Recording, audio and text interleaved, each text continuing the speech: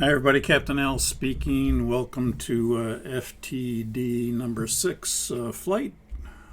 Okay, remember in FTD 6 briefing we talked about the waypoint wind page. So before we start the engines, and that's where we're starting today, I'm going to go to the legs page and put in the waypoint winds at, I think it was Yakima. Let me pull it up. So this was on the flight plan, and we had 3 altitudes and we had 3 winds, and they were all at Yakima. Yeah. So we go to legs page like we are here. We go to route data, which is in R6, and then we get the route data page. And remember, we said the route data page was had all the ETAs and all the fuel remaining and the waypoints that look the same as they are on the legs page, but then you also have the wind category over here on the right side, and that will take you to the waypoint wind page. We also said that there's a couple of ways that you can get the waypoint winds. The easiest way is to you can see the request send down here, where you could send it to your company, and then your company would uplink all the winds to you, and then all you would have to do is accept them and they would populate, which is the easy way, obviously. If you didn't have that capability to uplink and downlink information, then you'd have to enter waypoint winds manually. And we also said that you'd enter enough of the winds in order to get you going, and then once you're up in the air and you reach your cruise altitude, then things slow down a little bit, and then usually the pilot monitoring then will put the rest of the winds in. And again, it doesn't have to be all the winds, but it has to be a representative segment for the route that you're flying. And the more information you give it, the more the computer can refine that information and then give you a very accurate ETA and fuel remaining at destination. So I suspect most people today probably have the ability to get the winds uplinked to them. However, you also have all the winds in your paperwork. When you get your paperwork, you have all the winds at all the waypoints, and you could enter them that way as well. So we'll go ahead and select the waypoint wind page for Yakima. You'll notice that there's nothing here but carets. And the caret means that there's no pilot entered winds. When you push that, you'll get the active Yakima wind page. And then you have dashes for altitude. And you can put in up to 4 altitudes and 4 winds. So we're going to put in 17,000 was the first one. So we'll put in 170. Line select that to L1. That'll put it in. And then, of course, it's going to put everything in a kind of a descending order. So 17,000 we put in, and then it says, what do you want for the winds? And so we have, on our flight plan, we have 310 at 30.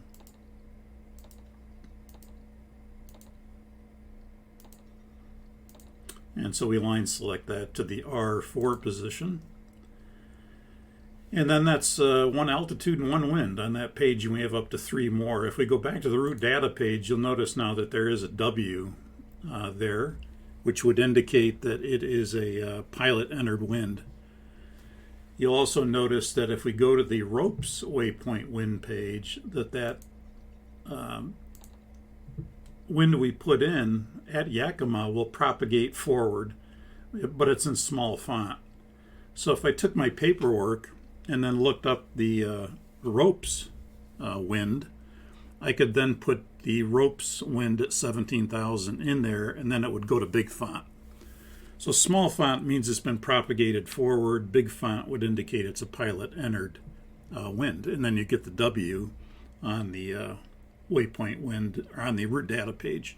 You get that little W. We'll go back to route data. There's that W indicating it's a waypoint pilot entered wind. We select it, and now we'll put in the rest of the winds. We have wind at flight level 210 that we can put in. You'll notice it stacks it right on top of the 17,000 since it's above. And our flight plan shows 330 at 42 knots.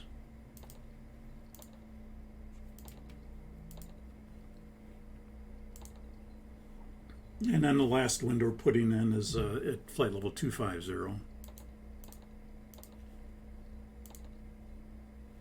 Oops, put in the wrong spot. Up here, one left.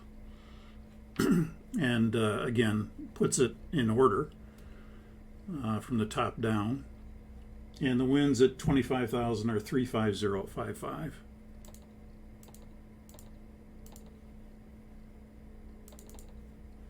So you can see this would be a little bit of a tedious process, but when you have a 12, 14-hour flight, it doesn't take that much time to put them in even manually. But the ideal thing is to get them automatically via your company, and then it's real easy. Go ahead and execute that. And now you notice we have this altitude outside air temperature, and we said that if you are at a given altitude and you know the outside air temperature, you can put that in this line, and then it would give you the outside air temperature at these altitudes based on a standard lapse rate of 2 degrees centigrade per 1,000 feet. If we go back to route data again, you notice again we still have just the W there, waypoint winds at Yakima, pilot entered winds. If we go to Spokane, for example, waypoint wind page at Spokane, you'll notice they've all been propagated forward, but they're all in small font. And then we could go ahead and put the waypoint winds in for Spokane at these altitudes.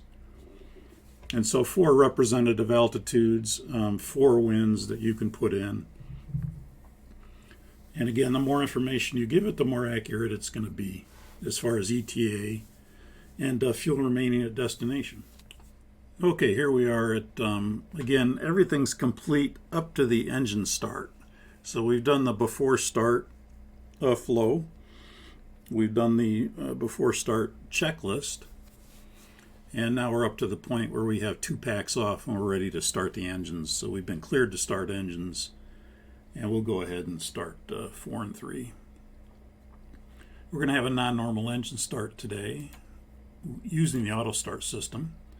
So we'll start 4 and 3, and the FO would of course pull those, and then I would go fuel control switch number 4, fuel control switch number 3.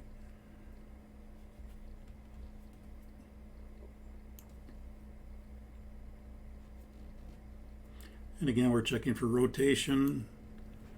We're checking for oil pressure. We're checking for fuel flow. We're checking for N1.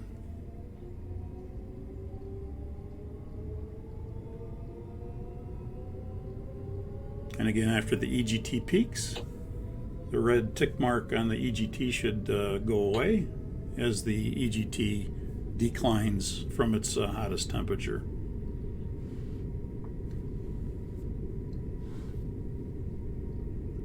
You can go ahead and cancel the ICAS message. We know what that is. And a ground to flight deck, we'd like to start 2 and 1 now. Clear on 2 and 1. Clear on 2 and 1. Thank you. Start 2 and 1. Starting 2 and 1.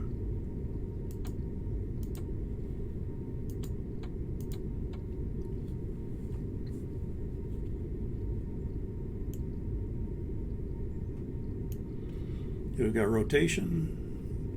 We've got oil pressure. We've got N1. And we've got fuel flow and light off. Fuel flow is high on number 2. You can see that it just peaked just prior to the EGT. It cut off the start. It motors it. It tries it again. And it actually did reduce the fuel flow. The second time, again, it cuts it off. The fuel comes down. Tries it again a third time. And then after the third time, it says that's enough. I tried it. I tried to cut it off, motor it, clear the engine, reintroduce fuel and ignition, and reintroduce less fuel in the case of a hot start. And it tried it 3 times, couldn't do it, so we would go with the engine 2 auto start procedures. So we would identify the problem, engine 2 auto start, and then I, as the captain, would say, engine 2 auto start recall item, fuel control switch number 2 to cut off, checklist engine 2 auto start, and then the FO would get out the checklist. And engine auto start normally would be on the front page of the quick action index, and you'll see it is here. This is again the quick action, the quick reference handbook is an old quick reference handbook from PMDG via Boeing licensing.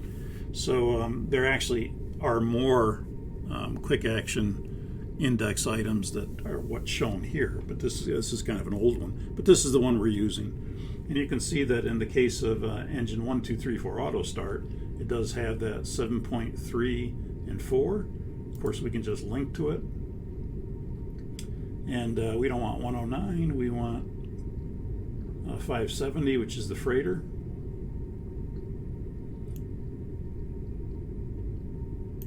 And so the procedure says, condition, during the ground start, one of the following conditions occurs. Auto start did not start the engine. The fuel control switch is in run at low engine RPM with the auto start switch off. Objective is to shut down the engine and motor it. Fuel control switch cut off. We did that with number 2. Choose one. Engine start light is illuminated or engine start light is extinguished. In our case, the engine start light is extinguished. Engine start light is extinguished. Go to step 3. When N2 decreases below 20%, auto start switch off. This allows engine motoring.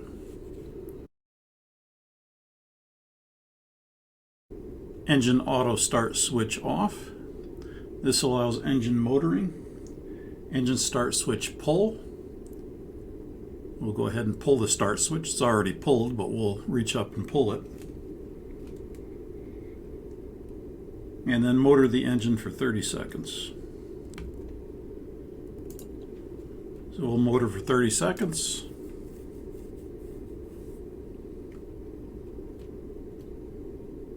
And we'll say 30 seconds is up.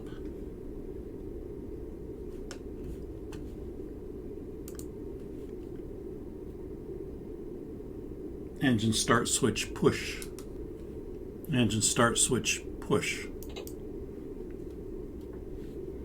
And that completes the engine 2 auto start checklist. And at this point we would call maintenance. And maintenance says that they suspect the fuel metering unit. They have changed the fuel metering unit, logbook signed off, and they'd like us to restart engine number 2. They're fast working here. So we'll go ahead and bring the auto start switch back on. And flight deck to ground, we're going to start number 2 engine at this time, if that's okay. Cleared to start number 2. Okay, start number 2. Starting 2.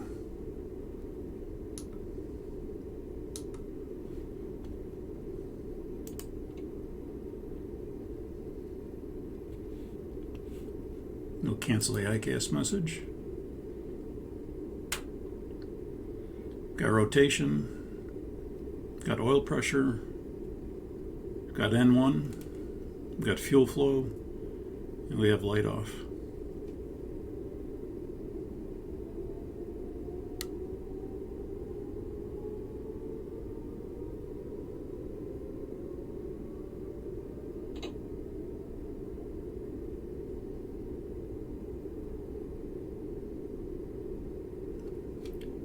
Okay, number 2 is stabilized. Flight deck to ground, you're cleared to disconnect.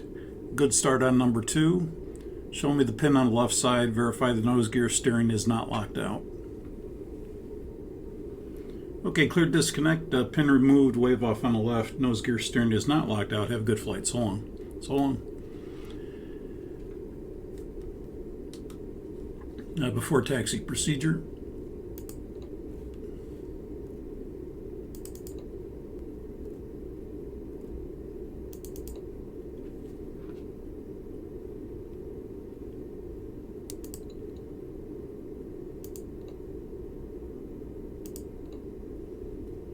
Flaps 10.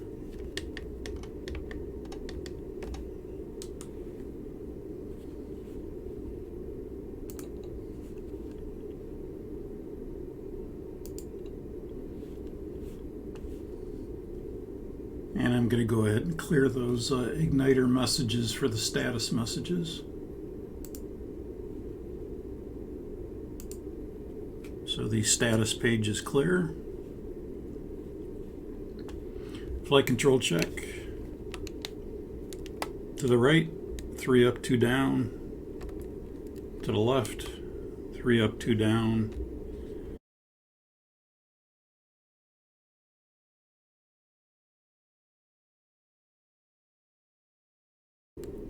Rudder right, neutral. Rudder left, neutral.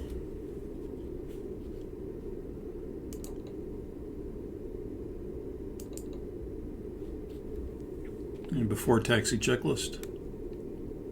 Before taxi checklist. MTS. Auto. Recall. Checked. Auto brake. RTO. Flight controls. Checked. Time equipment. Clear left and clear right. Before taxi checklist completed. Thank you. Let's get a taxi clearance.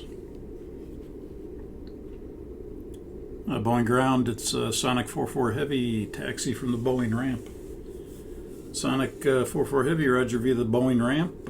Right turn on Bravo to holding point Bravo 10 for runway 32 left. Boeing ramp to Bravo 10 for 32 left for Sonic 44 Heavy. The taxi light on.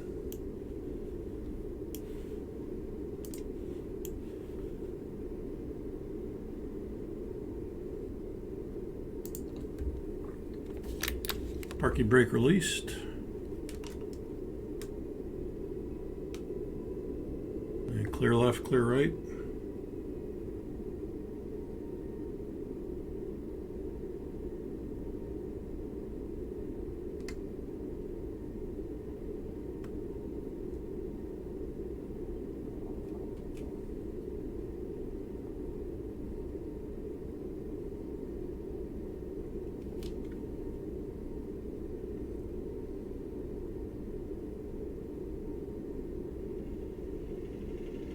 Okay, we'll make a right turn on Bravo to holding point Bravo 10.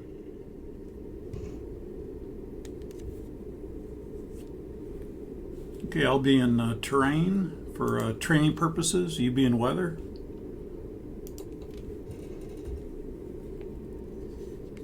No change in the clearance. We're the Needle 1 departure, maintain 2000. And then we're expecting direct RADI flight plan route. Flight level 250 will be our top altitude, crossing RADI at 17,000. 2000 is the intermediate level off. Let's do the before takeoff checklist. Before takeoff checklist. Flaps. 10. Before takeoff checklist completed. And you can go ahead and give them a call, tell them we're ready for departure. Boeing Tower, it's Sonic 44 Heavy, ready for departure, runway 32 left. Sonic 44 Heavy, roger, line up and wait, runway 32 left. Line up and wait, runway 32 left. Sonic 44 Heavy.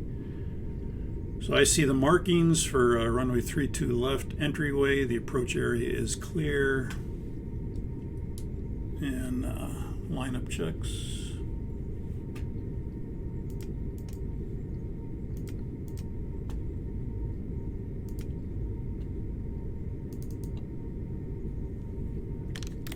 Brakes released.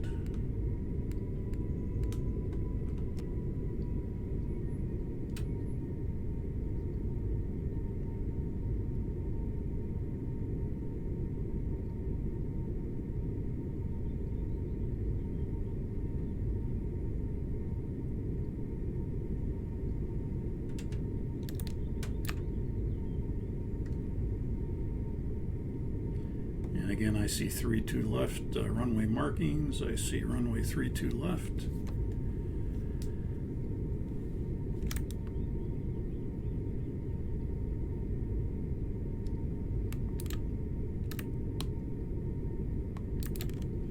I'm going to set the parking brakes to make sure we're not rolling here.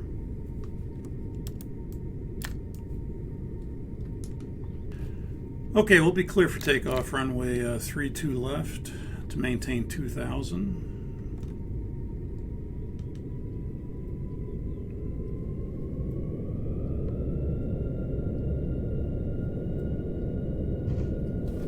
Stabilize, set takeoff thrust. Thrust set.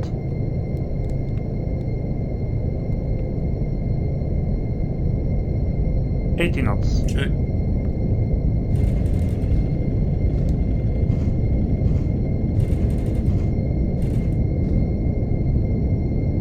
V1. Rotate.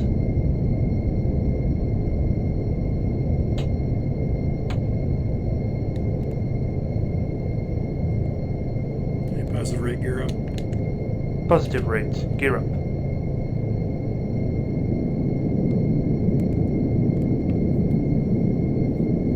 Left autopilot command. Thrust ref VNAV speed LNAV. Sonic 4-4 heavy can't take departure. Sonic 4-4 heavy. 1,000 feet to load off. 1,000 level off checks. The departure Sonic 4-4 heavy, we're at a 1,300, climbing at 2,000. Sonic 4-4 heavy, roger, radar contact.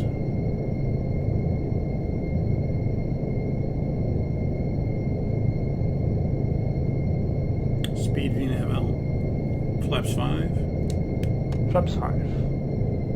Sonic 4-4 heavy, direct RADI on course. Direct RADI on course, Sonic 4-4 heavy.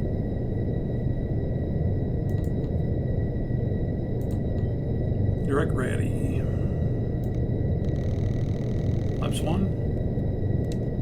Flaps 1. Flaps up. Flaps up.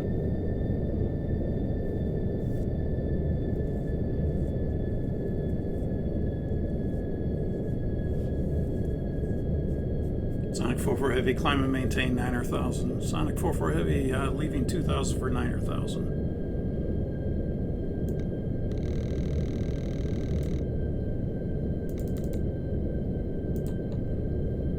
Thrust ref VNAV speed. After takeoff checklist. Landing gear. Up and off. Flaps. Up. After takeoff checklist completed. Thank you.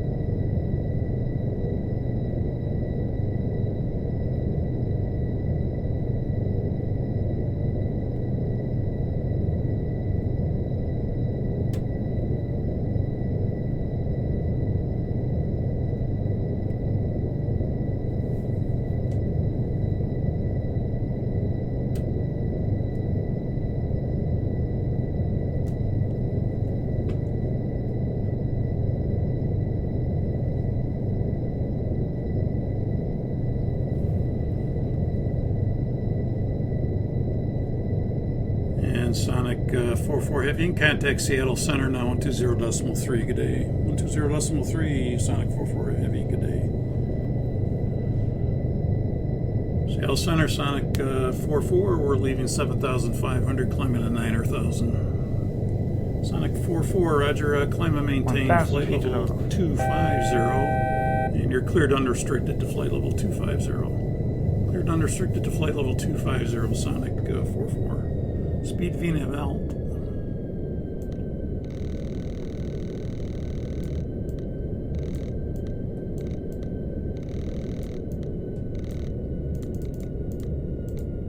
Let's go climb direct. I'll do it on this side.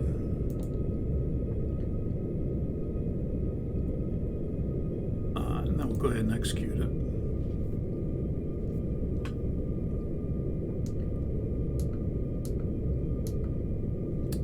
Push the selector to resume the climb. Thruster at VNAV speed.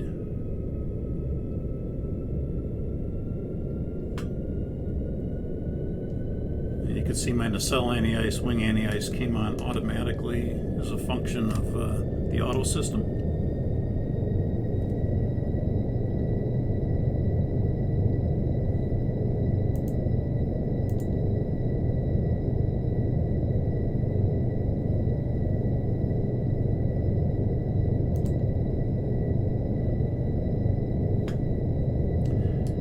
Sonic 44 Heavy, you can maintain 280 knots till passing 15,000, then resume normal speed.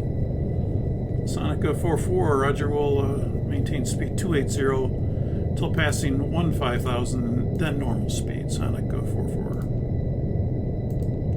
So we'll put in that speed restriction, 280/150 on the speed restriction line. How's that look? Looks good to execute.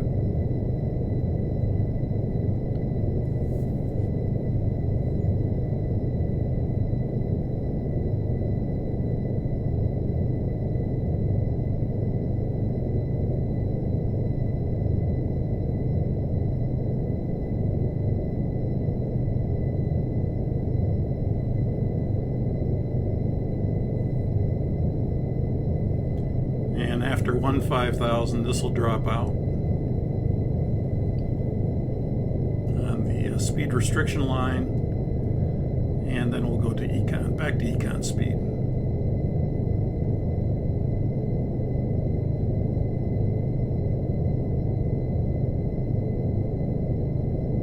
Again, you'll notice your top of climb circle is just before Ratty.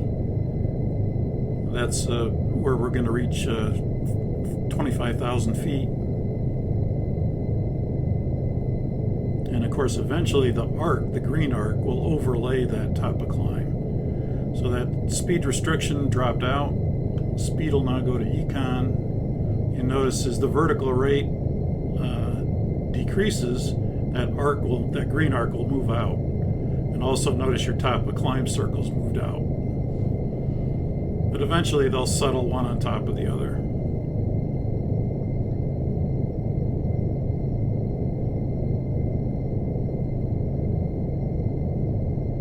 Sonic 44, after Ratty, you can proceed to the Yakima 23015 DME fix, then direct Pendleton, Papa Delta Tango, direct Spokane. Sonic 44, Roger, after Ratty, direct to the Yakima 23015 DME fix, direct Pendleton, direct Spokane. Okay, put that in for me. We'll have the FO do it. So you can bring Yakima to the scratch pad. It's a place bearing distance, so we go 230. And of course the convention is to do a slash and then the 15-mile DME fix. Yakima 23015 after Ratty. And you'll notice it creates that 5-character identifier Yakima 01. Which is the first created waypoint in Route 1. Transition altitude 18,400, standard.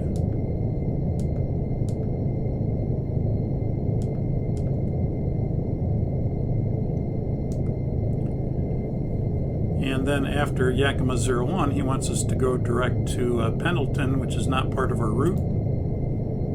You'll notice, so we have to type it in. Papa Delta Tango.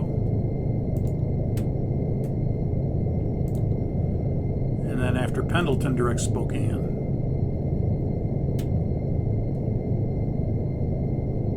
You notice there's 2 Papa Delta Tangos. One is north 45, the other's north 40. Now these are actually closer together than most of them are. Most of them, when you get this, you see east longitude or south latitude, and you know it's not that one. These are a little closer together, but I know I'm around north 47, so this is more than likely the one I want.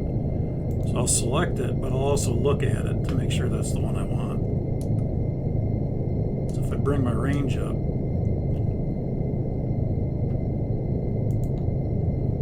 you can see that makes sense. There's Yakima 23015, then direct Pendleton. I'll go ahead and execute that because we're approaching Ratty, and you can do the rest later. So he executes that part of it just in case we get tied up here with a radio call or something, and we're only 3 miles from Ratty. And then direct Spokane after Pendleton. So I know I have Spokane, that's part of my route. So I can bring Spokane to the scratch pad, bring it to the previous page after Pendleton is in the boxes. That'll bypass Yakima. And so we've got Ratty, Yakima 01, Pendleton, Spokane, looks good, execute. Now, if we forget what this is, if we forget what the Yakima 01 is, we can always line select it back to the scratch pad, and it comes back down as a place bearing distance, tenths of a degree and tenths of a mile. So you'll see that if I go to legs page and I bring that down, it says Yakima 230.0/015.0. So it exactly identifies that 1,000 waypoint feet to level off. in the form of a place, a bearing, and a distance in tenths of a degree and in tenths of a mile. So anytime you create waypoints, you can always bring it back down, and it will then come back down as a place bearing distance. Even if you create a place bearing, it comes down as a place bearing distance off the first waypoint that you created it off of. And we'll look at that here as we get a little bit further along. Is there pesky traffic? We're going to get rid of that.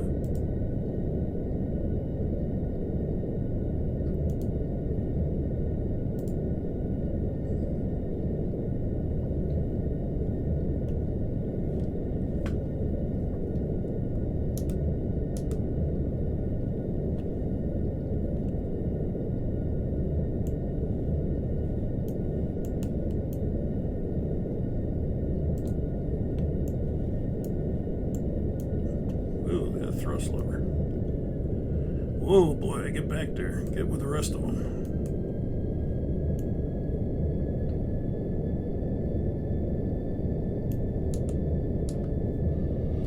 The outflow valve left.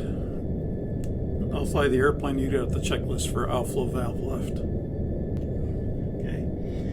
So we're going to look out outflow valve left. That's an ICAS message. So we go to the ICAS message list. It's in alphabetical order, and it starts with the O's, so we're going to go to the O's. Again, when you have the actual book, you can just obviously turn to the index you want, and then go to the O's in the alphabetical order. Here with the electronic, of course, we can, they're all linked. Outflow valve left is the message. It's 2.21. So we turn to that page. Of course, with us, we can just click it. And it says condition. One of these occurs. Automatic outflow valve control is inoperative. The outflow valve manual switch is on. Objective is to control cabin altitude manually. Outflow valve's manual switch left on. Outflow valve manual switch left on.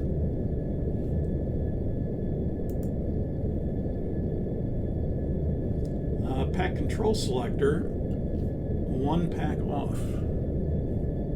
Okay, so switch here. There we go. Okay, given a choice, they don't tell me which pack, but given a choice, I'm going to turn 2 or 3 off. I'm going to turn number 3 off.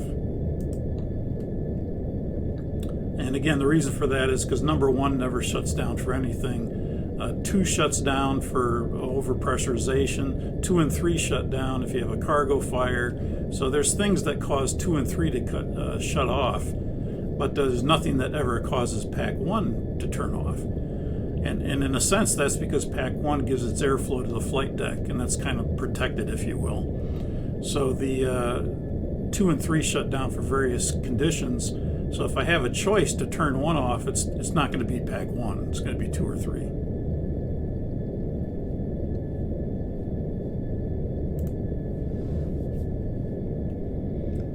Okay, outflow valve's manual control. Push to close and hold until the outflow valve indications show fully closed.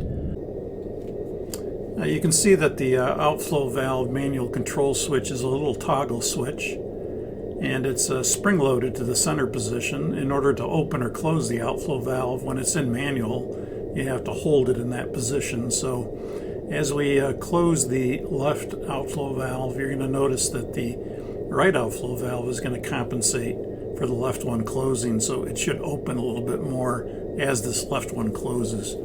So we'll go ahead and hold it and closed. You'll see the left one drive closed and the right one will drive a little more open. And so what you have is one outflow valve in manual with the outflow valve closed. You have the other one in the automatic mode. But because we only have one outflow valve in auto, we have to turn one pack off, which we've done. And so the two packs that are remaining are enough pressure that one outflow valve can handle it. And so you operate just as you would normally. And so that completes the outflow valve left checklist. We'll go ahead and cancel that. And again, notice the pressurization is holding steady. There's not a problem. Sonic 44, can you offset your route for me? 15 miles left of course, separation around traffic. Sonic 44, Roger, will offset 15 miles left of course.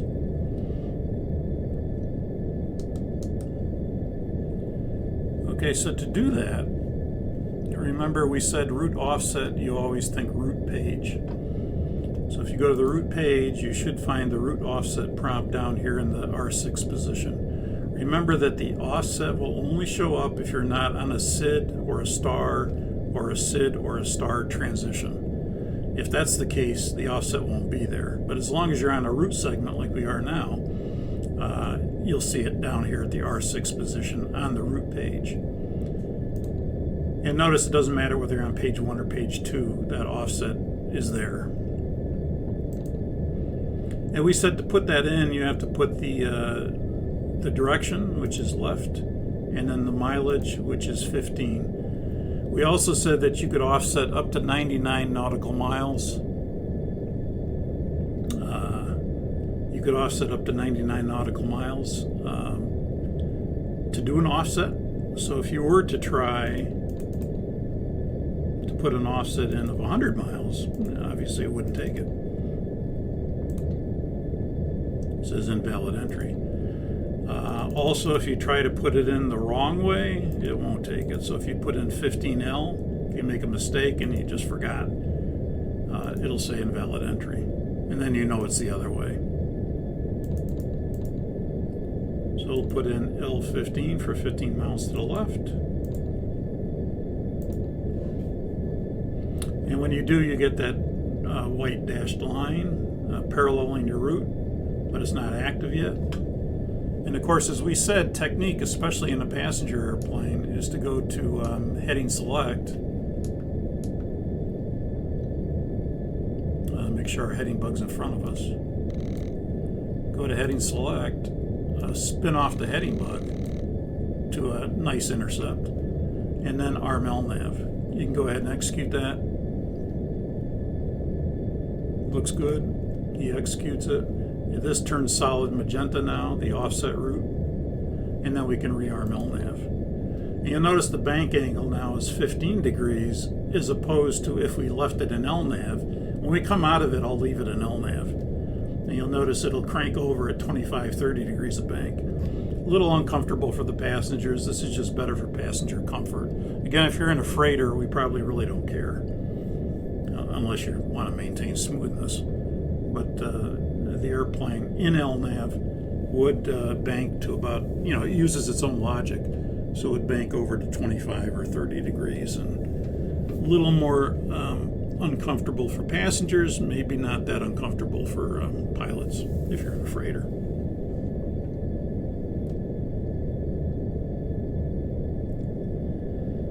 Sonic 44, you can climb and maintain flight level 270. That'll be your final to Spokane today.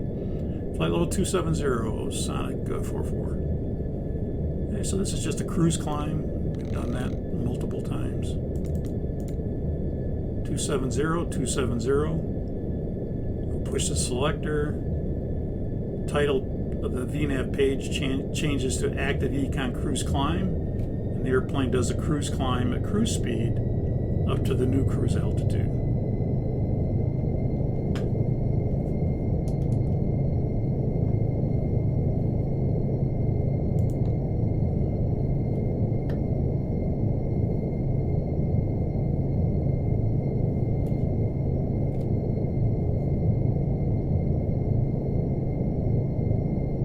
1,000 feet low enough. 1,000 feet checks.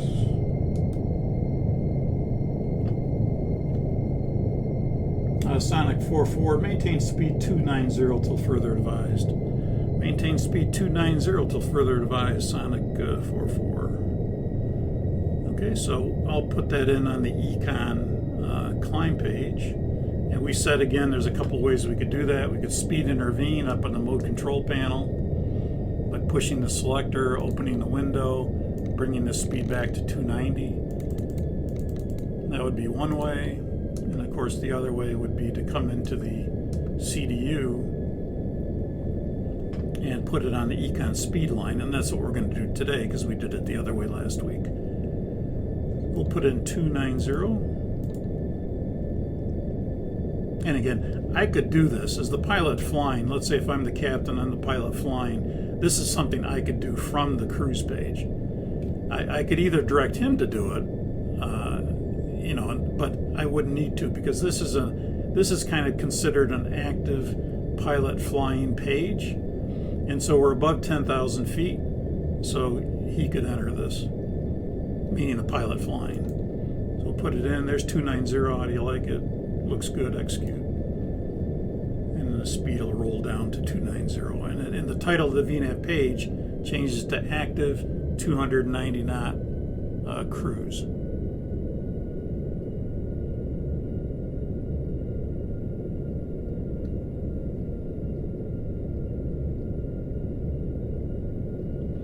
Sonic 44 Heavy, disregard the offset now. Resume normal navigation. Resume normal navigation, Sonic 44. Okay, so in this case, we'll go to the route page, and we'll take that out. And again, I'd have the pilot monitoring do this. But remember, we said there's a couple of different ways you can take this out. One is to delete. That would be one way. The other way is to select 0. And the other way would be if you're cleared direct to a new waypoint, then that will remove it automatically. We'll push 0. We'll use the 0 method. When you put that in, it goes all zeros. Even if you delete it, it would go all zeros as well. So if you delete, it goes 0, 0, 0. We'll execute that. And then you'll notice the offset line disappears. And the airplane is in LNAV. And it's going to go ahead and now take a cut. And notice the bank angle now. The bank angle is probably going to go over to 20. Let's see what it does here. We got to turn at Pendleton, so it might modify that. You see it's over at 25 degrees of bank. It could go up to 30. A little uncomfortable for passengers, so technique-wise, that's why we go heading select. Turn it, and then execute it, and then you could arm LNAV. I mean, there's nothing wrong with doing it this way, but it's a little more abrupt for passenger comfort, that's all.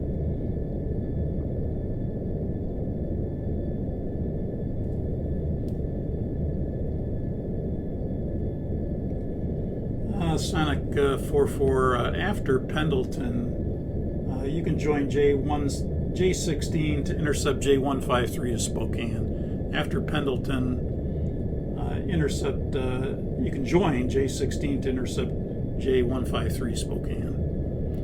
Roger, after Pendleton, we'll join J16, J153 to Spokane. Okay, so after Pendleton, we're on the route page already, which is good. We're going to go ahead and put in J16. And this would be the crossing of two airways. So after Papa Delta Tango, which would be right here at 2 left, we'll put in J16. It says J16 to where? Well, he told us J16 to J153. So we'll put in J153. And remember, you can't put that over here because the only thing that goes over here are waypoints. So we put J153 after J16, and then it'll create a named point at the crossing of those two airways, named or unnamed. Now in this case, it's going to pull up a name from the database. So when you put that in, you'll notice it pulls up Chase. It knows that Chase is the waypoint that crosses J16 and J153. And then after after Chase, J153, we want to go to Spokane. Now How's that look? Looks good. Execute. Now, if this did not have a name, then it would call it XJ and whatever, XJ16 or whatever. It creates a name for the crossing of those two airways if there is no named waypoint. But in this case, there was a named waypoint, and it's Charlie Hotel Alpha Sierra Sierra Chase. Actually, I think in the briefing I said CHASE. It's CHASS. Chase.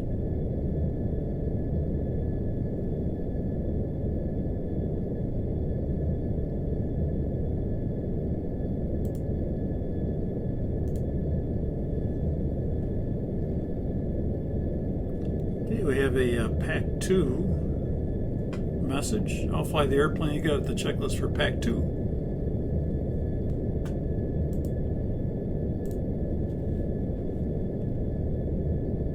Pack 2, it's an ICAS message, so we can go to the ICAS message list. We'll go under the P's.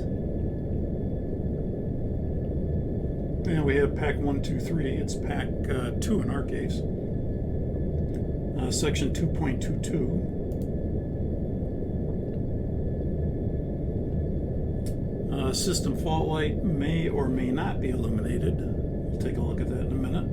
Condition one or more of these occur: a pack controller fault, a pack operation fault, a pack overheat, a pack 2 shutdown, and a cabin pressure relief valve is open. The objective is to attempt to switch to a functioning controller.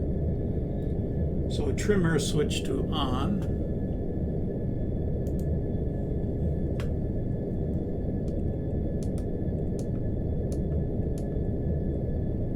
Okay, trim air switch is on. We do have a system fault light. Trimmer switch is on. Pack control selector number 2 to A.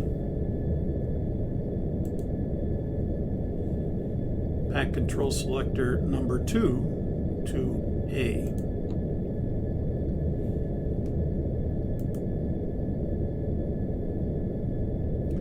Pack reset switch push. So pack reset switch push. And remember, this is the one where it's a momentary action. We want to give it a good solid push. Again, it's not so much applicable for us flight simmers, but in the airplane and the simulator, you could push this and not make contact if you push it fast. So you have to push it fully in and kind of hold it there for a half a second. And then it'll make contact and do what it's supposed to do, which is try to reset the pack.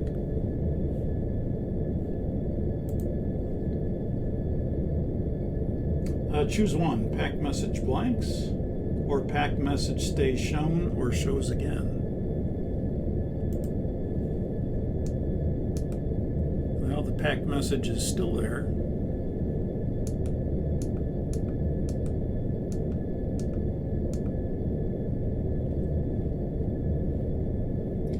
So pack message stays shown or shows again.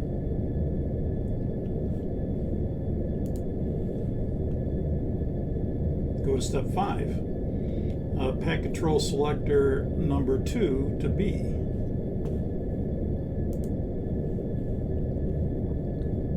Pack control selector number 2 to B.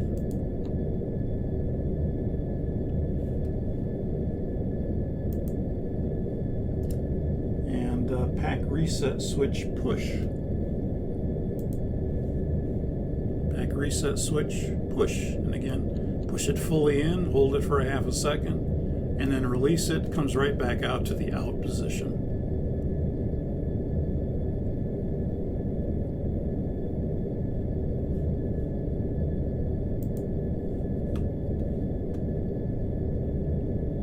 Choose one: pack message blanks, or pack message stays shown or shows again.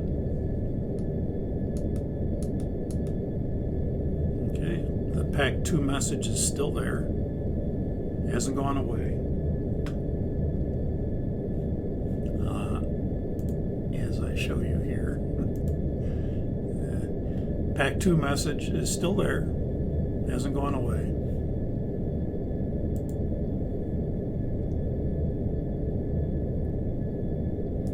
So if the pack message stays shown or shows again, pack control selector number 2 off.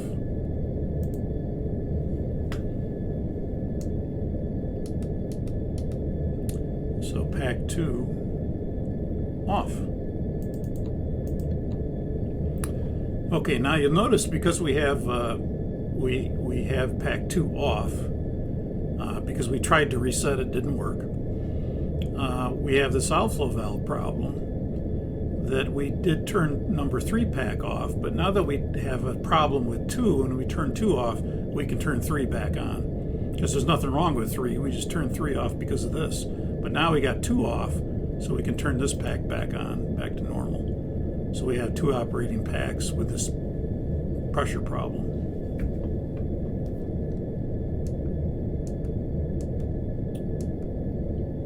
And I'll go ahead and push recall.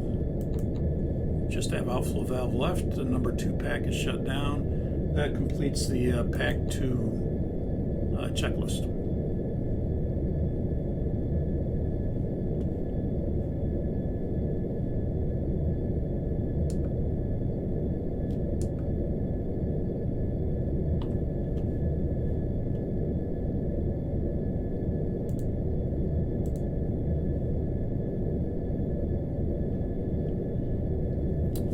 And Sonic 4.4, you can resume normal speed now. Resume normal speed. Sonic 4.4, Roger, will resume normal speed. Okay, so again, we did it from the VNAV cruise page, where we put in that 290. So now we can go back to Econ, and the Econ prompt is down here in the 1, 2, 3, 4, 5, in the L5 position. So we can push Econ, that will illuminate the execute light, that will get rid of that selected speed of 290. The title of the page still says 290 knot cruise, but you haven't executed it yet. Once you execute it, this will go back to active Econ cruise.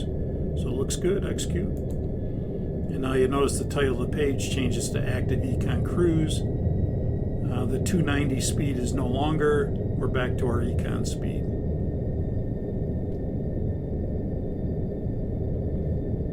Sonic 4.4, descend and maintain flight level 230. That'll be your final into Spokane. Sorry about the changes.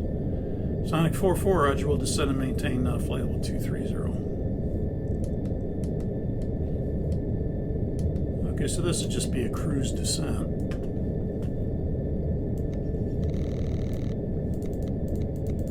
Two three zero. Push the selector. And then we see active Econ cruise descent. And we'll descend at our cruise airspeed down to our new cruise altitude of flight level 230.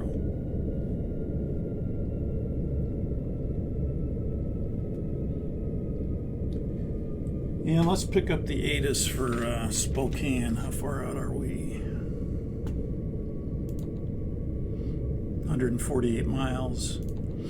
Okay, we'll pick up the ATIS for Spokane. ATIS information, we'll call it X-ray. It's a 5,000 overcast, visibility 10 miles, temperature 22, dew point 10, altimeter 2988. The ILS runway 21 is in use. Be advised, radar out of service. Expect the Spokane transition. Advise on initial contact. You have information, X-ray.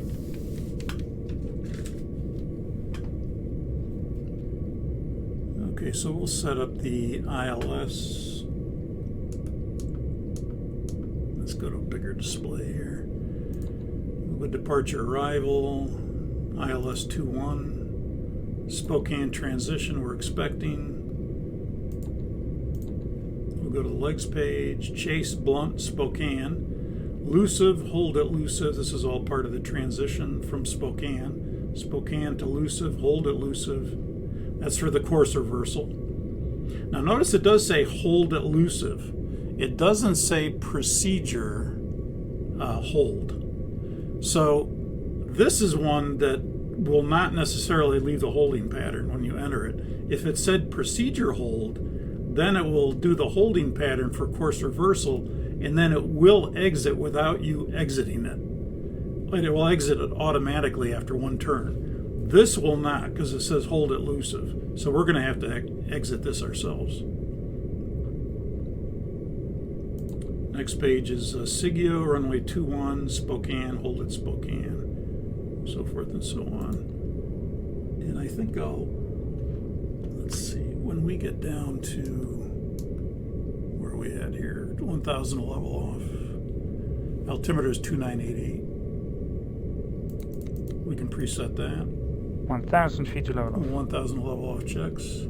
Once we get to flight level 230, I'm going to, I'll freeze our position just so we can do the approach and approach briefing and then have our next non-normal pop up. Okay, look at the chart. This will be the ILS runway 21.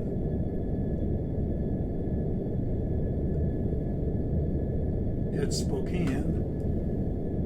It's 28 December 18, 11-2. The localizer for Spokane is 111.1. Final approach course 212.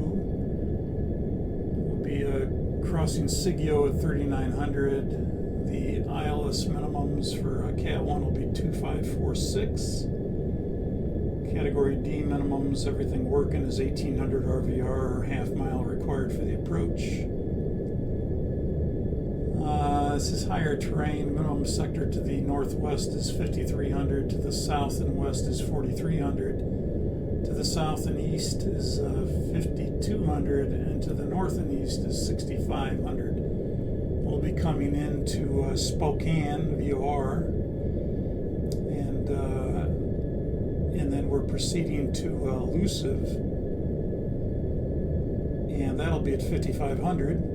We'll have a course reversal at elusive. We'll have to exit the hold, and then we'll be down to 3900 or on the glide slope if we happen to pick that up.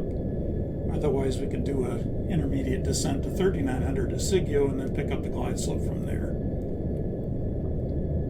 We'll be going down to a DA of 2546. That's a 200 foot height above touchdown. Looking for an ALSF-2 approach light system, PAPI on the left.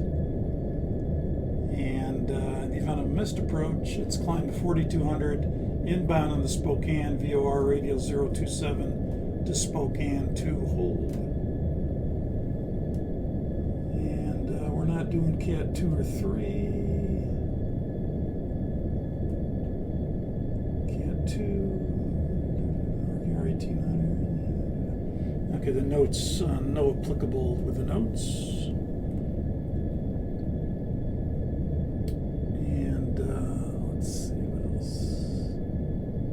Okay, so we'll plan on full procedure ILS-21 Spokane transition.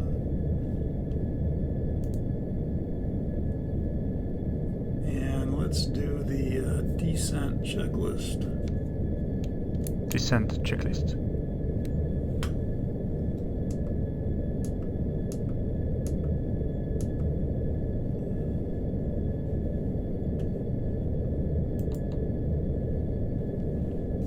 Recall. And we still have outflow valve left. We'll cancel that. Auto brake. 2. Landing data. VREF 30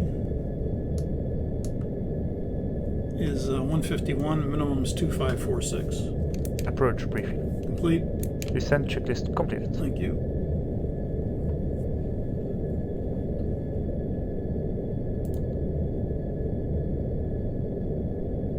Our top of descent is 81 miles in front of us. And I'll go ahead and release our position.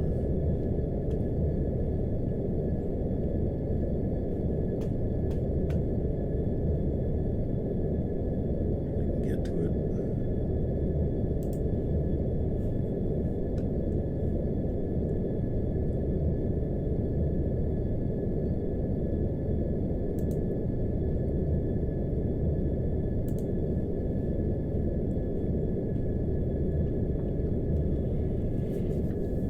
Okay, we're flying again, and we copied the weather. It was 2988 on the altimeter. Weather's, again, review of the weather is 5,000 overcast, visibility 10 miles, temperature 22, dew point 10, altimeter 2988.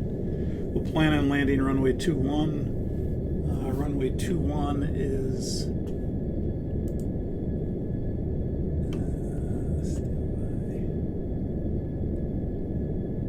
we'll plan on exiting with a left turn, probably at Gulf 5, and then to Gulf to the east cargo ramp.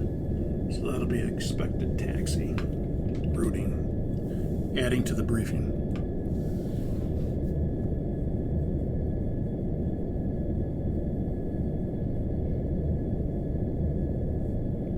Okay, Captain, this is the supernumerary in the back. We've got a strong smell of fumes in the crew rest area. I can't tell where it's coming from, but it's a very strong smell. And no smoke, no fire, just fumes. Okay, thank you. Let's get out the smoke, fire, or fumes checklist. Now this is one that should be on the quick action index.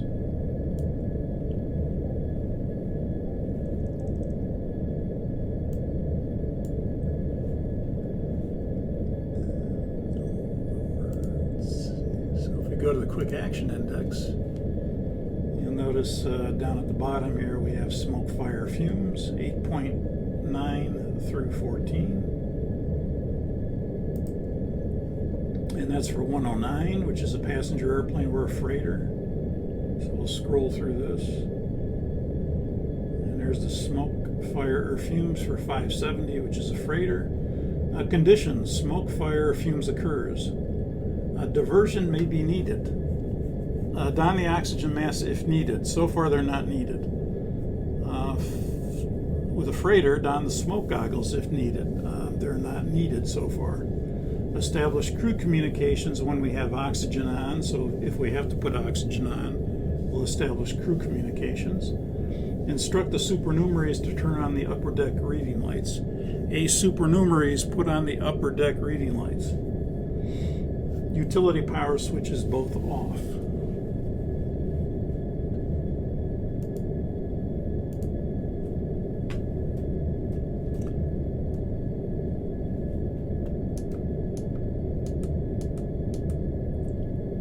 So utility power switches both off.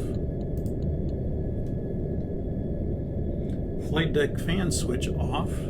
Flight deck fan switch is off. I'm just reading this now, I'm not going to switch back and forth. APU selector, it says off. Off. Supernumerary signs on. The passenger signs are on. And then it says, anytime the smoke or fumes becomes the greatest threat, go to the smoke or fumes removal checklist on page 8.46. So if we got an indication from the back that these fumes are becoming unbearable, they're really, really strong, then we could go to this, we could go to the smoke or fumes removal, carry out that checklist, and then come back to this checklist after we've done that checklist.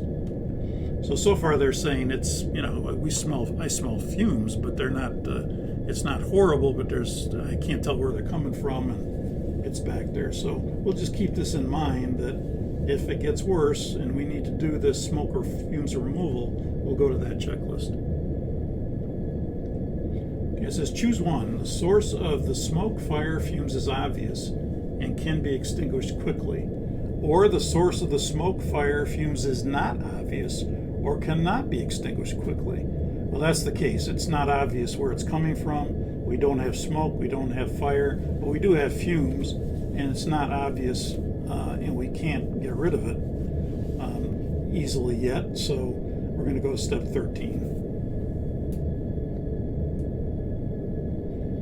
Step 13, divert to the nearest suitable airport while continuing the checklist. Okay, we'll do that. We'll assume Spokane is the nearest suitable airport, and we're diverting, we're picking our speed up, and we're heading towards Spokane. Consider an immediate landing if the smoke, fire, or fumes situation becomes uncontrollable. Do not delay landing in an attempt to complete the following steps. Okay, so isolation valve switch is both off. This will isolate the left and right sides of the bleed air system.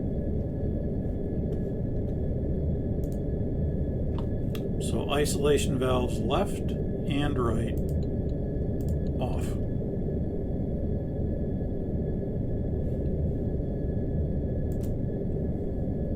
Pack 2 control selector off. Well, guess what? Pack 2 is already off because we had the problem with the pack. So pack 2 is already off, so we can pretty much skip that step. And it does say wait 2 minutes unless the smoke or fumes are increasing. Well, we've had the pack 2 off the whole time, so that's really not a factor here. So we can go right to choose one here. Smoke or fumes continue or are increasing, or smoke or fumes are decreasing. A supernumerary, are the fumes back in the crew rest area? He says about the same. It's not horrible, but I still smell them. I'm looking, I'm investigating now to try to find where they're coming from. Okay, thank you. Okay, so smoke or fumes continue or are increasing. Pack 3 control selector off. So we'll go to pack 3 selector off. And why are my lights getting down? Hang on here. I'm going to go to our time and let's get back to daylight.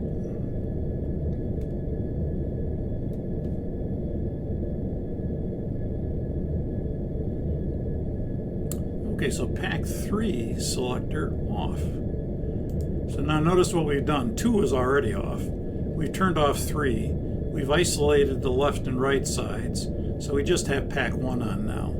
But we're trying to see now if that's going to help the problem. So it says wait 2 minutes unless the smoke or fumes are increasing. This allows time for the smoke or fumes to clear. So we'd start our clock for 2 minutes. So let's do that. Let's set our clock. And Sonic 44, you can, pilot's discretion, descend and maintain 5,500 and plan on crossing Spokane at or above 5,500 feet.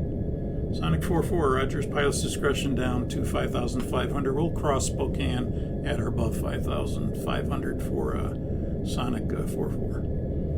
Okay, so we'll set in 5,500.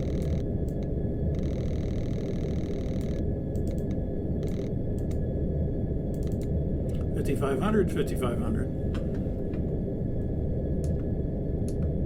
And we're going to cross Spokane VOR at or above 5,500. So we'll put that in there. 5,500A at Spokane. Execute. And there it moves our top of descent point back a little bit.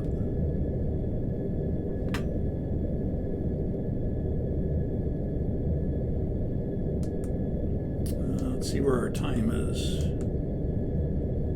Time is 1 minute and 20. A supernumerary, the fumes getting worse? They the same? Are they increasing? No, they're not increasing. They're not getting any worse, but it's still here. Okay, thank you.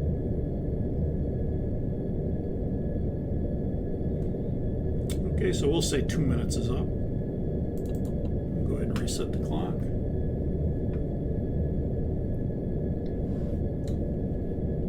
And then it says go to step 20, so nothing's really changed. So we're going to go to step 20. We waited 2 minutes. The smoke or fumes have not really cleared, or the fumes have not really cleared. We're going to go to step 20. Choose one. Smoke or fumes continue or increasing? Well, they're continuing. Pack 3 control selector norm. Pack 1 control selector off. Right isolation valve switch on.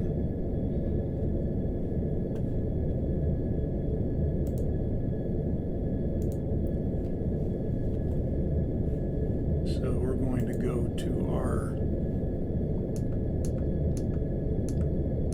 let's go up to our overhead again.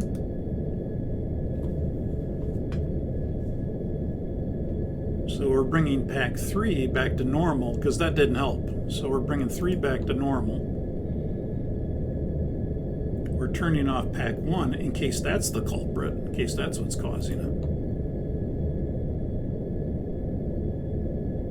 And then we're opening up the right isolation valve.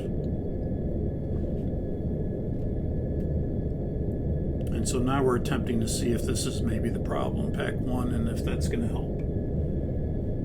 It also says pack 2 control selector to normal. I'll go back to the checklist here so you can see that.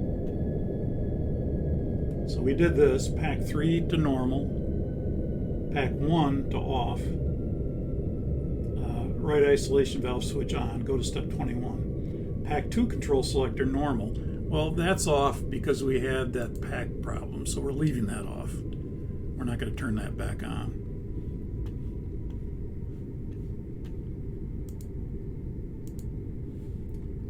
And then we have wait 2 minutes unless the smoke or fumes are increasing. This allows time for the smoke or fumes to clear. Okay, so we wait 2 minutes. We time again. It's 2 minutes is up. How are the fumes? They're still continuing. They're not getting any worse, but it still is pretty strong back here. Okay, so choose one. Smoke or fumes continue or increasing, or smoke or fumes are decreasing. Well, they're not decreasing. They're continuing. So isolation valve switches both on. Isolation valve switches both on. And pack 1 control selector back to normal. Pack 1 control selector back to normal, because that didn't help. And then it says consider an immediate landing. Go to step 24. 24, do not accomplish the following checklist: cargo detector error, electric utility bus left and right, fuel override 2 and 3 forward, fuel pressure center left, fuel pump 2 or 3 forward, temp zone, trim air off. So any ICAS messages we have related to this, we're not going to do the checklist for them. And you can see what we have here. We push cancel, push recall. We've got some fuel pumps that are off, the electric utility buses are off, the outflow valve left. Those are the only ones we have. So we know what they are. We'll cancel them. And then it says go to the smoke or fumes removal checklist on page 8.46 if needed. Hey, supernumerary, how are those fumes doing? Well, they're getting really bad now, really bad. Okay, we'll go to this. Thank you. We'll go to the smoke or fumes removal checklist. Let's get out that. So we'll go to the. Let's go back to the quick action index. And you'll notice it's not on here. We have smoke, fire, fumes, but we don't have the smoke or smoke removal. I think it is on a current quick action index. I think you do have that, but here it's not. So we have to go to the unenunciated checklist. Section H. Because we don't have an ICAS message. QNH transition level 17,700, 2988 standard. 2988 altimeter 17,400.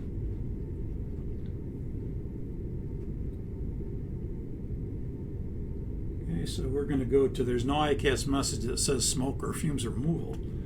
So you'll notice we come here to the smoke or fumes removal checklist, which is probably the second one here. This is probably the passenger, the first one. So we'll go to the second one. That's 570. That's for a freighter.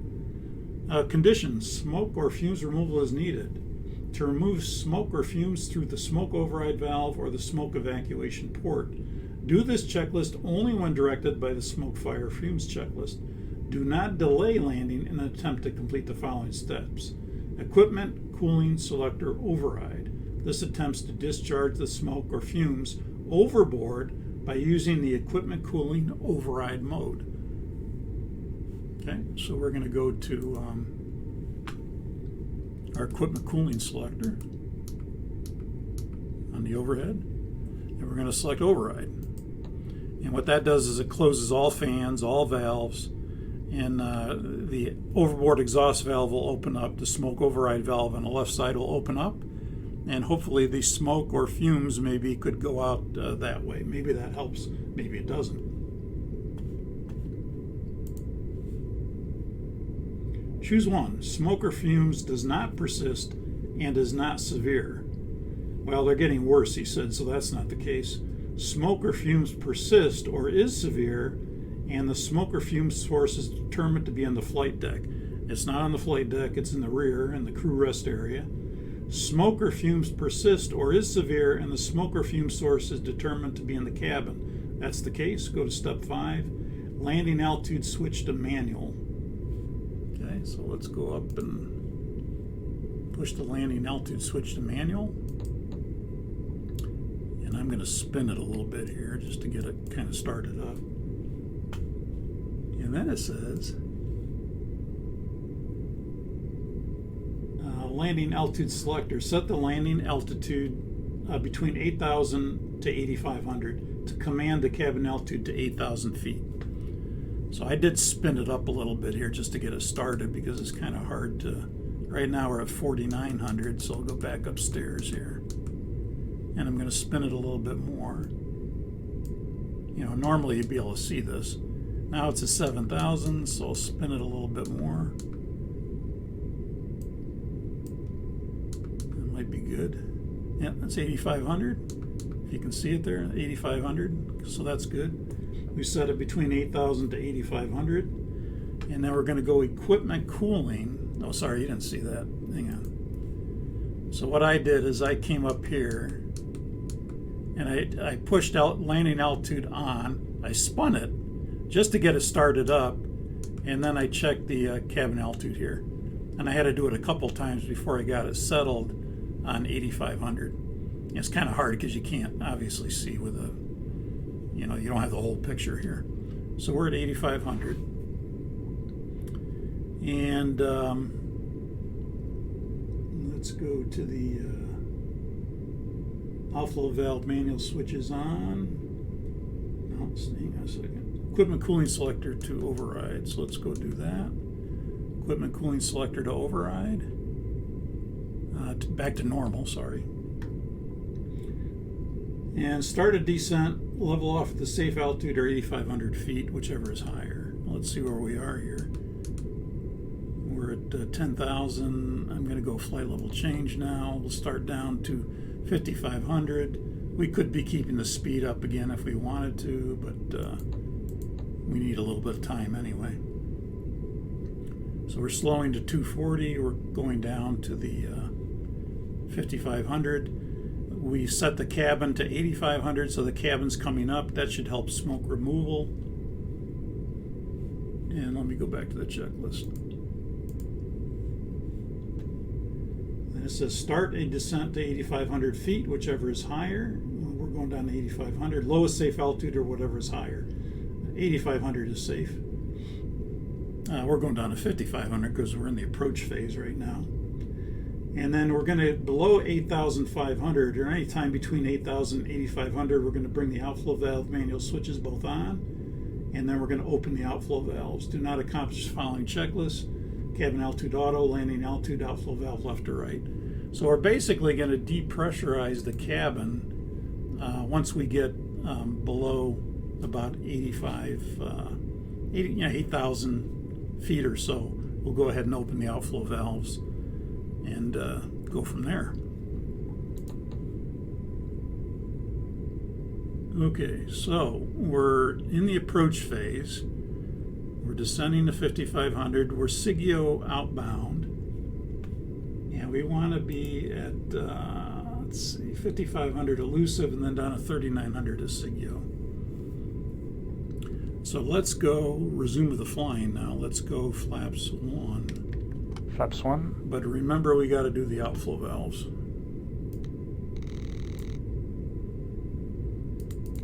Mr. Sylvan, remember we got to do the outflow valves.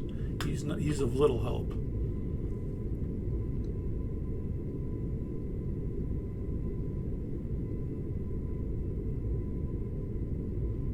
And let's go flaps 5. Flaps 5.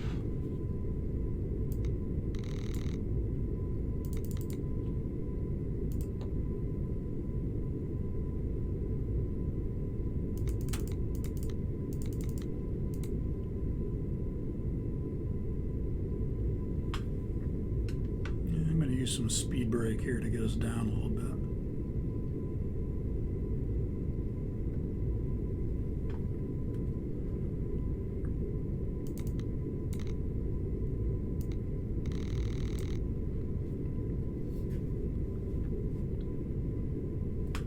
Okay, we're approaching 8,500. Let's go open the outflow valves. We'll bring manual right, open them, and we'll go open. The right outflow valve's already open. The left we closed, so we're opening the left one now. And that'll depressurize the cabin. Hopefully that's going to help with the fumes. Supernumerary, how are the fumes back there? Much better, much better, much better. Okay, great. So that helped us opening the outflow valves. Outflow valves are open. And that completes the smoke or fumes removal 1,000 feet below. Checklist.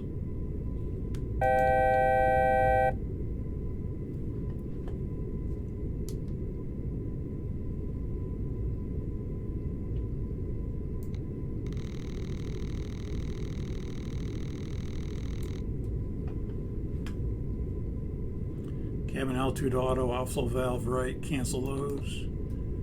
Can cancel the secondary ICAS. And approach checklist. Approach checklist. Altimeter. 29 or 89 inches, set 3 ways. Approach checklist completed. Thank you.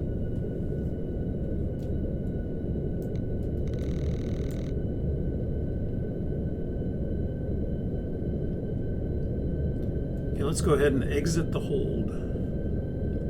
Exit the hold. Okay, so we'll go to the hold page. Again, this is not a procedure hold. It's a hold at elusive. Otherwise, it would say procedure hold, so we have to exit this one. Procedure hold, we wouldn't need to exit it. It would work. It would just go back in and then go to SIGIO. But this one we have to execute to get out of it. Otherwise, it's going to turn again. Of course, we'll capture the localizer and it probably wouldn't turn again, but here's the problem. If we happen to pass over this and we missed exiting the hold and we're in the localizer mode, it'll continue. But the problem is the missed approach. It would screw up our missed approach because the active waypoint would remain elusive. That's always a gotcha for students. You know, if they'd like right now, we could intercept the localizer. Let's say we're clear for the approach. We could go ahead and heading select, arm the localizer. Localizer capture, localizer alive. Clear for the approach, we'll arm the approach. But see, now if we did not execute this holding pattern glide slope live, and we're on the localizer, it'll continue to SIGIO and then to the runway. But the active waypoint would remain elusive. And so when we do a missed approach, LNAV would not be working, it would not be available because the active waypoint would be way back here, elusive.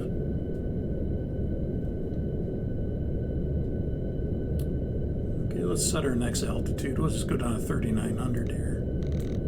Passing elusive, we can go down to 3,900. Let's go flaps 10. flaps 10.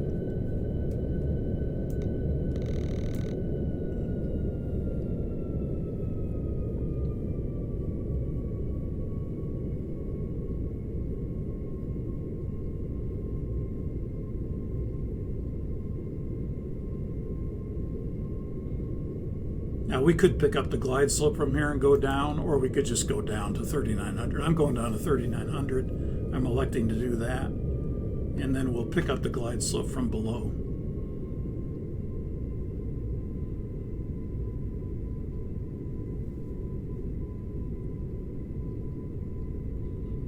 Sonic 44, you can contact Spokane approach now. We get a little busy there, but contact Spokane approach 126.4. Good day. Approach Sonic 44 heavy. We're with you. ILS runway 1,000 feet 21. We're out inside elusive, outside of SIGIO. Sonic 4-4, roger, radar contact, switch to the tower. Sonic 4-4, roger, tower, Sonic 4-4, heavy. We're outside of Sigio ILS 2-1 approach. Sonic 4-4, roger, you're clear to land runway 2-1, clear to land 2-1. 2500. Sonic 4-4, heavy.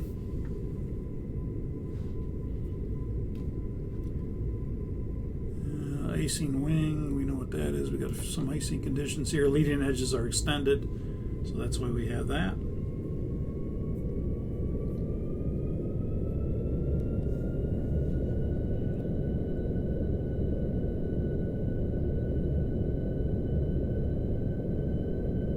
Oh, now just a warning here. We are going to have a couple. Let's go gear down, flaps 20.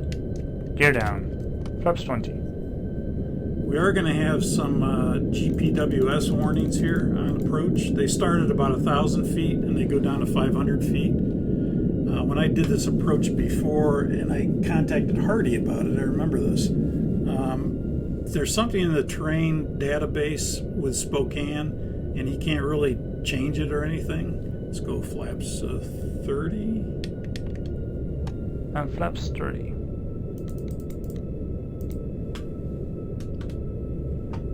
And landing checklist. We're crossing Sigio at 3,800.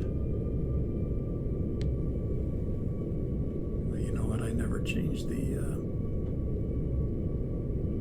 That's okay. We'll disregard that. Okay, landing checklist. Landing checklist. Speed brake. Armed. Landing gear. Down. Flaps. 30. Landing checklist complete. Thank you. Missed approach altitude's 4,200. Anyhow, there's a problem. We're on the ILS approach, we're on the glide slope, we're on the localizer, and we're still going to get some GPWS warnings here. And I can't really get rid of them. I can go terrain override here, but that doesn't really silence anything. So from 1,000 feet to 500 feet, you are going to hear terrain. There they come. There they Pull come. up. So disregard. Pull up. We're continuing. Terrain. There's no terrain out here. Terrain. And Sonic 4-4, you are clear to land runway 21. Clear to land 21, Sonic 4-4. Terrain.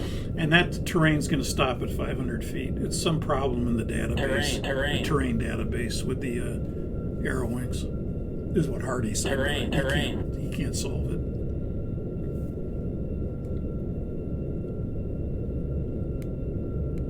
Approaching minimums.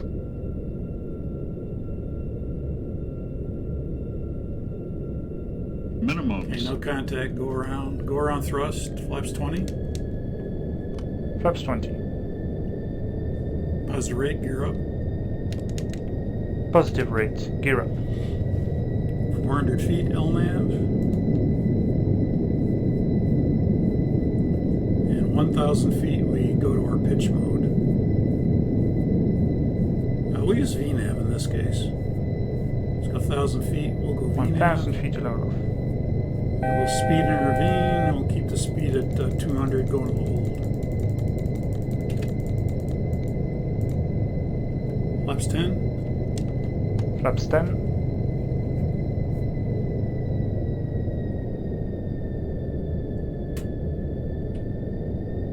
Sonic 4-4 is on the missed approach. Sonic 4-4, Roger, you can switch to arrival 128.4. Sonic 4-4, Roger, we'll go to arrival 128.4.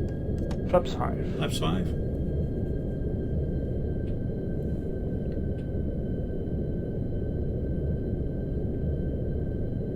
After takeoff checklist. After takeoff checklist. Landing gear. Up and off. Flaps. 5. After takeoff checklist completed. Okay, and I'm going to stow the speed brake. Again, not necessary to do that, but that's just something I always do on a missed approach. Pack 2 will cancel that. Spokane arrivals, it's Sonic 4-4. We missed the approach at Spokane. We're heading out to the Spokane VOR to hold at 4,200. We'd like to get an update on your weather. Roger, weather has improved now, 300 overcast, visibility 1 mile. You can turn right heading 360 vectors for the ILS 21 approach. Sonic 4-4 heavy, Roger. Right turn 360 vectors ILS 21.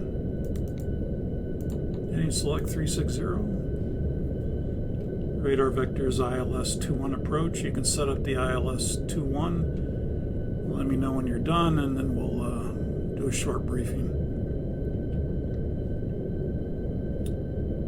Okay, so departure arrival, Spokane arrivals, ILS 21.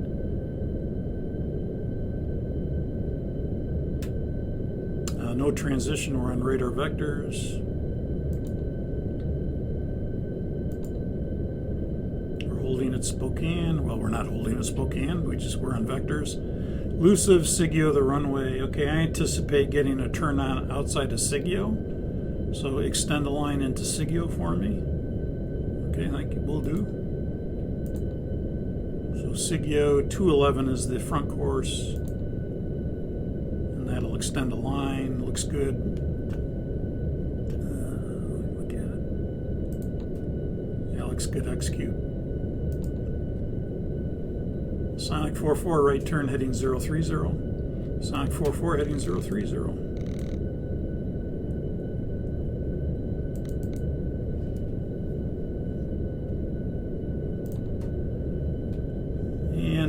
So legs page is good. We got the line into Sigio, runway, Spokane, hold it Spokane, nav rad page, 111.1. That's all good. We'll update our VREF 30 speed. Actually, it's the same. We don't need to update it. Still auto brakes 2. Minimums are still 2546. Briefing will be the same as before, ILS 21. Crossing Sigio 3900, going down to 2546. 1800 RVR, half mile required for the approach. We've got 1 mile now. Weather's improved. ALSF2, Pappy on the left. None of them missed. It's back to Spokane to hold. That's in the box. Any questions? No questions. Okay, descent checklist. And do a recall. Cabin altitude 2, cabin altitude auto, pack 2, terrain override. I'm going to leave that on even though it doesn't help. No, I'll turn it off because it doesn't help anyway. Outflow valve right, fuel pumps because the utility buses are off. Utility buses are off, outflow valve left. We know what all those are from the problems we've had. And descent checklist. Descent checklist. Recall. Check. Auto brake. 2. Landing data. VREF 30 is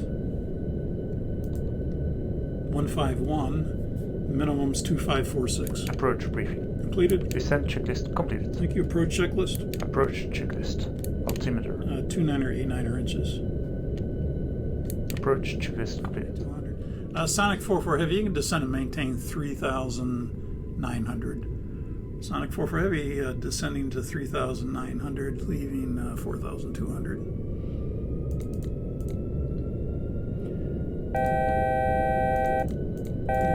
We'll go vertical speed, 500 down. This would be a good use for vertical speed now. See, it's a small change. You're going from 4,200 to 3,900. That's a small altitude change. So this would be a good use for a VS right now instead of going flight level change. Or there's no, there's not a lot of altitude to lose. It's very controllable. And we could use VS to do that. Sonic 44, you can turn right heading 120. Sonic 44 Heavy, right 120.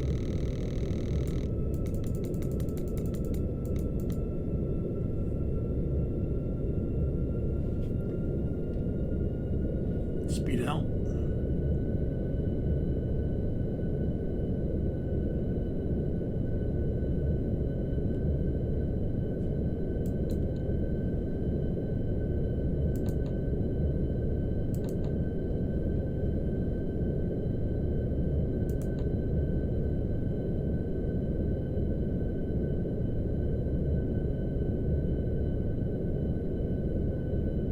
And Sonic 44 Heavy right, turn 180. On that heading, you're cleared the ILS approach runway 21, switch to the tower at Sigio. Sonic 44 Heavy, Roger, right turn 180, cleared the ILS 21, tower at Sigio. Sonic 44 Heavy. Okay, localizer is showing the proper displacement, glide slope is showing the proper displacement. We can arm the approach. We're clear for the approach. We can arm the approach.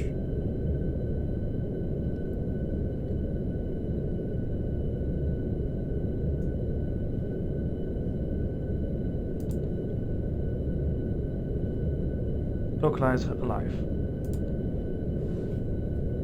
Localizer alive checks. Localizer capture. Flaps 10. Flaps 10.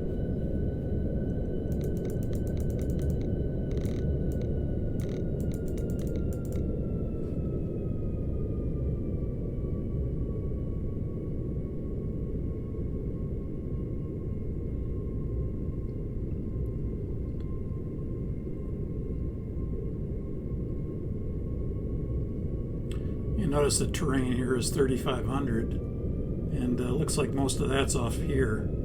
I bring the range Glide up. slope alive. Glide slope alive checks. You see, there's nothing here, and obviously you're on an ILS approach, which is safe. So you shouldn't, obviously there shouldn't be any GPWS warnings, but as Hardy said, there is a problem in the terrain database. I forget exactly what it was, but it was something he couldn't fix. Let's go gear down, flaps 20. Gear down. Flaps 20.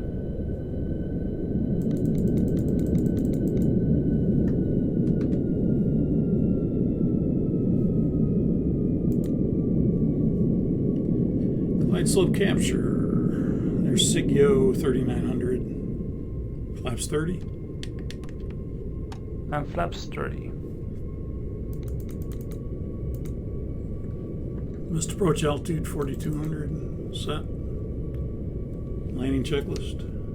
Tower, Sonic 44 Heavy, Sigyo inbound. Sonic 44 Heavy, clear to land, runway 21, wind 2108 knots. Clear to land, runway 21, Sonic 44 Heavy. Landing checklist. Speed brake. Arm, Landing gear. down, Flaps. 30. Landing checklist completed. Thank you. Terrain, terrain. Pull up. Pull up. Terrain, terrain. 8,000 feet, instruments normal, missed Terrain, approach altitude terrain. set. These will stop. Terrain, These will terrain. stop at 500 feet. Terrain, terrain. Terrain, terrain. Terrain, terrain. 500 feet, land 3.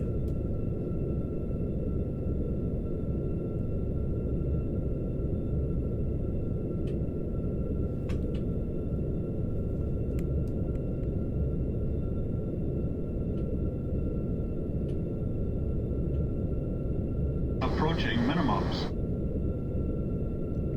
Approach lights in sight. 200 minimums. Continue. Runway in sight. Landing. 100. 50. 40. 30. 20. 10. Speed brake up.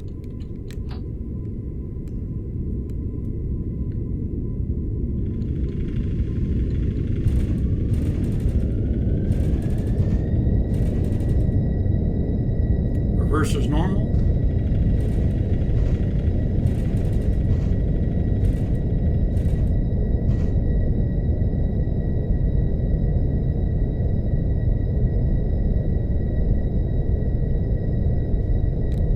Knots.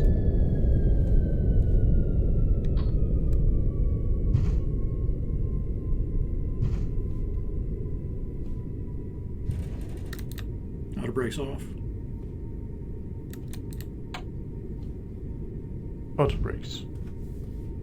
Check.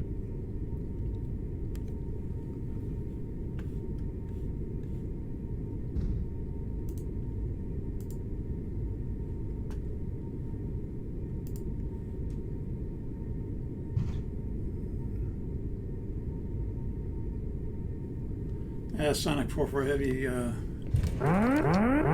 left turn at Gulf 5, and then Gulf to your east. Yeah, I think it's called east. to your east cargo ramp. Sonic 44, roger, left to Gulf 5, Gulf to the east cargo ramp.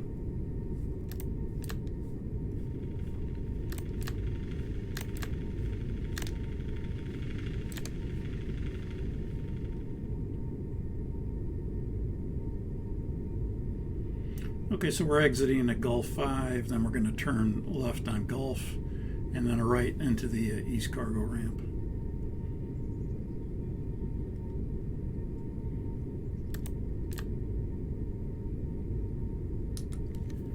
Okay, Captain would get the speed brake.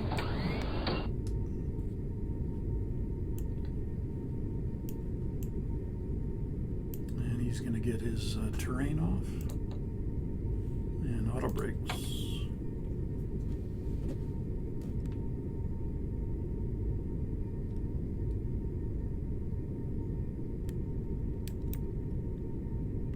Okay, after landing procedure.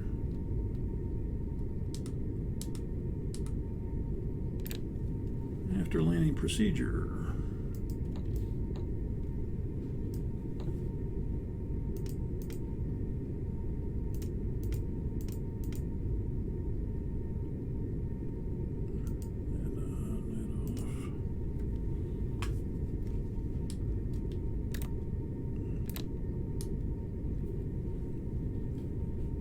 And weather radar.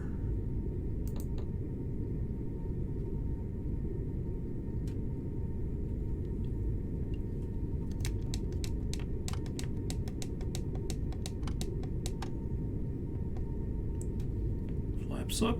Captain got the speed brake down. We're checking it.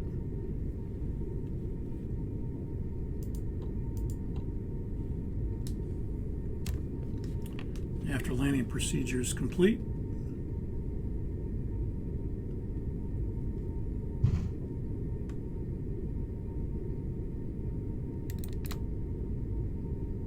And we're pulling into the east cargo ramp. When the flaps are up, we'll be at the ramp.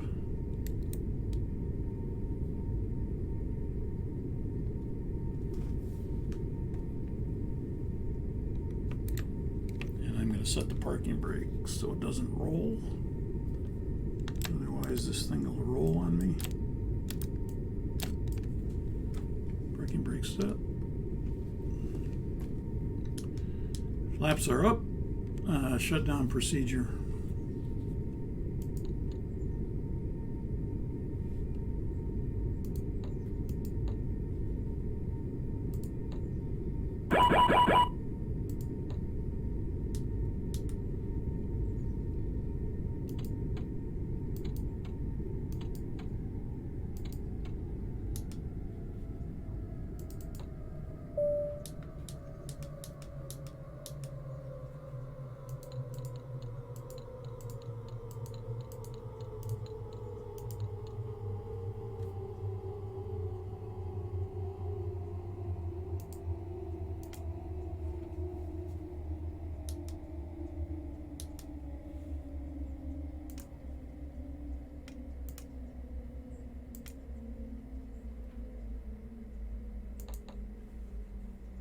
You got a lot of things to write up. All the problems.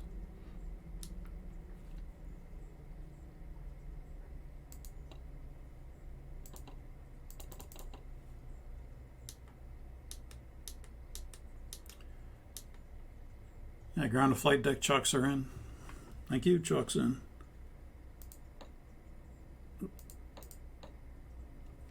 And I'll release the parking brake.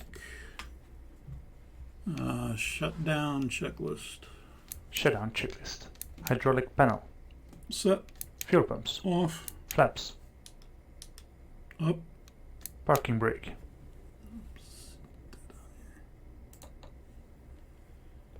Released. Fuel control switches. Cut off. Weather radar. Off. Shutdown checklist complete. Thank you. Securing procedure.